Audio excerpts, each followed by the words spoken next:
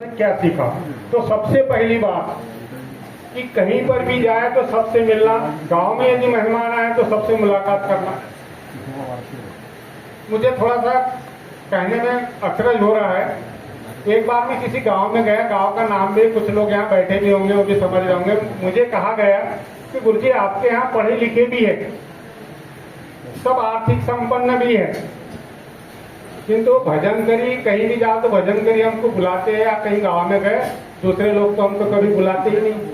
मुझे लगा कि ऐसा तो नहीं कि मुझे ही कहा जा रहा है, कि मैं भी तो बहुत जगह जाता हूँ, मेरे से गलती हो गई होगी कि मैंने किसी को कहा नहीं होगा घर चलने का। और ये वास्तव में शहर के भी लोग बैठे भी है, ये जो चलन आया है गलत, कुछ कुरीतियां अच्छी भी आई शहर से, कुछ कुरीतियां अपने बीच में गाँव में गलत भी आई।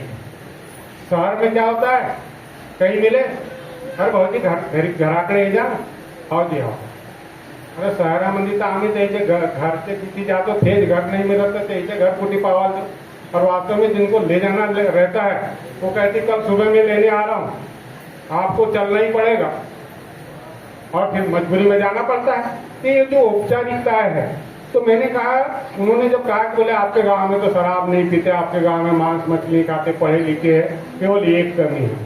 हाळेजी म्हणतील की गया मनवाड्याचं नाव पण आले, मी 10 घेऊन देतो भाई, मी महेश सांगून आलो, मी कोणाला दारू पिता नाही पाहिलं, मी कोणाला शराब कुठे मांस मछली खाता नाही पाहिलं, तुम्ही कसं का म्हणू का दही पितात?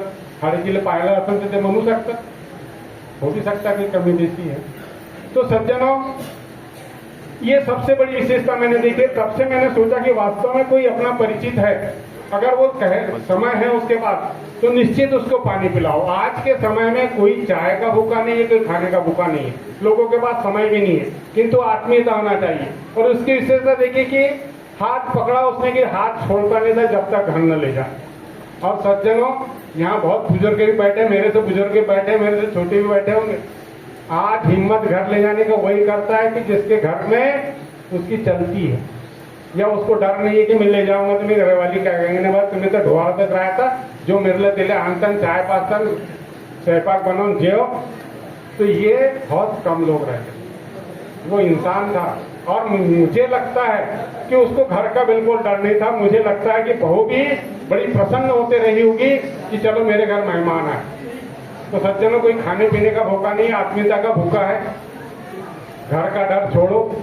और उसने कभी हुआ भी होगा, मेरे साथ भी होता, तो एक बार तो मैंने कह दिया कमाता मैं हूँ, तुमको तो केवल मेहनत भर करनी है कि पानी ला के दे दिया, चाय बना के ला के दे।